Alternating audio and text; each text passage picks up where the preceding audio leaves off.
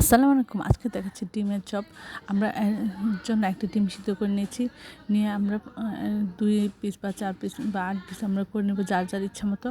আমরা এর মধ্যে দিয়ে দিচ্ছি ৩ চামচ বেসন, ১ চামচ চালের গুঁড়া, আর এর মধ্যে হচ্ছে ১ চামচের ৩ ভাগের ১ ভাগ হচ্ছে আদা বাটা, ১ চামচের ৩ ভাগের ১ ভাগ রসুন বাটা, আধা চামচ হলুদ গুঁড়া, আধা চামচ ধনিয়া গুঁড়া, আধা চামচ জিরা গুঁড়া, আধা চামচ লবণ এবং আধা চামচ মরিচের গুঁড়া, ১ চিমটি বেকিং সোডা দিয়েছি। তো আমরা একটু ঘন আমরা ব্যাটার তৈরি করেছি এবং এর মধ্যে ডিমটা দিয়ে মাখিয়ে আমরা তেলের মধ্যে ছেড়ে দিব এবং আস্তে আস্তে লো হিটে এটা ভেজে নিব। আসলে এই ধরনের ভাজা যতটা লো হিটে মচমচে করে ভাজা যায় ততই এটার টেস্ট বেড়ে যায়। আশা করি আপনারা বাসায় এইভাবে ট্রাই করবেন।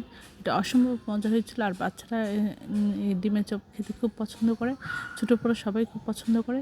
এই ধরনের সুন্দর সুন্দর ভিডিও পাওয়ার জন্য আমার চ্যানেলটি লাইক করুন, শেয়ার দেবেন, সাবস্ক্রাইব করবেন এবং প্রিয়জনকে বেশি বেশি করে শেয়ার দেবেন। আর আমার চ্যানেলে সব ধরনের রান্নার রেসিপি রয়েছে, আশা করি আপনারা দেখবেন এবং আমার চ্যানেলের পাশে থাকবেন। তাহলে এটা ফলো দিয়ে রাখলে নোটিফিকেশানগুলি আপনারা দ্রুত পেয়ে যাবেন। অসম্ভব মজা হয়েছিল। আশা করি আপনারা আপনাদের বাচ্চাদের একবার হলেও এই রেসিপিটা করে খাওয়াবেন এবং সবাই